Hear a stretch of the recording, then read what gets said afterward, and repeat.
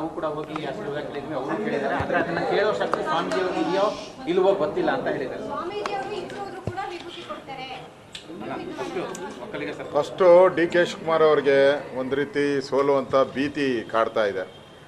ನಿನ್ನೆ ಎಲ್ಲ ದೇವಸ್ಥಾನಕ್ಕೆ ಹೋಗಿ ದೇವ್ರ ಪೂಜೆ ಮಾಡಿ ಮೊರೆ ಹೋಗ್ತಾ ಇದ್ದಾರೆ.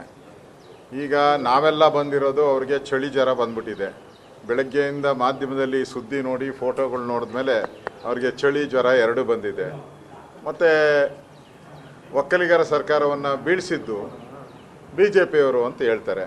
ಇಡೀ ಪ್ರಪಂಚಕ್ಕೆ ಗೊತ್ತೈತೆ ಯಾರು ಬೀಳಿಸಿದ್ರು, ಯಾರು MLA, ಯಾವ ಪಾರ್ಟಿ MLAಗಳು ಬಂದಿದ್ದು. BJP ಕುಮಾರಸ್ವಾಮಿ ಸರ್ಕಾರ ಬೀಳ್ಸೋವಾಗ ಜಾಸ್ತಿ ಜನ ಯಾವ ಪಾರ್ಟಿ, 14 ಜನ ಬಂದವರು ಯಾವ ಪಾರ್ಟಿಯವರು? ಕಾಂಗ್ರೆಸ್ ಅವರು.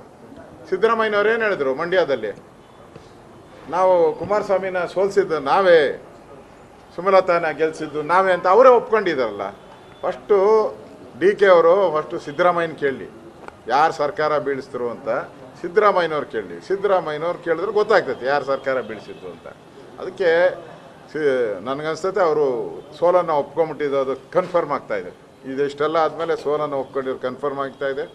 ಈಗ ಬಿಡದಿಯಲ್ಲಿ ಮೀಟಿಂಗ್ ಇತ್ತು, ಅಲ್ಲಿ ಮೀಟಿಂಗ್ ಹೋಗ್ಬೇಕಾಯಿತು. ಈಗಾಗಲೇ ಚುನಾವಣಾ ಎಲ್ಲ ಅಧಿಕಾರಿಗಳು ಹೋಗಿ ಅಲ್ಲಿ ಕಾವಲು ಕಾಯ್ತಾರೆ.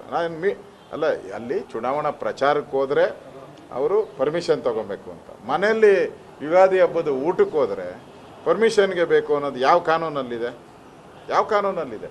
ಅಂದರೆ ಅವ್ರಿಗೆ ಈ ಮೀಟಿಂಗ್ ಐತಲ್ಲ, ಇದು ಅವ್ರ ತಲೆ ಕೆಟ್ಟೋಗ್ಬಿಟ್ಟಿದೆ. ಎಲ್ಲ ಇಲ್ಲಿ ಮುಖಂಡರುಗಳೆಲ್ಲ ಬಂದಿರೋದು, ಎಲ್ಲ ಅಭ್ಯರ್ಥಿಗಳು ಬಂದಿರೋದು, ಅವ್ರ ತಲೆ ಕೆಟ್ಟು ಅದೇನೋ ಹೇಳ್ತಾರೆ, ಬೇಡ ಮಾತು, ತಲೆ ಕೆಟ್ಟೋಗ್ಬಿಟ್ಟಿದೆ. ಅದರಿಂದ ನೋಡಿ, ಸ್ವಾಮೀಜಿಯವರ ಮಾತಾಡೋಕ್ಕೆ ಅವ್ರಿಗೆ ನೈತಿಕ ಅಧಿಕಾರ ಇಲ್ಲ. ನೈತಿಕ ಅಧಿಕಾರ ಇಲ್ಲ ಅವ್ರಿಗೆ.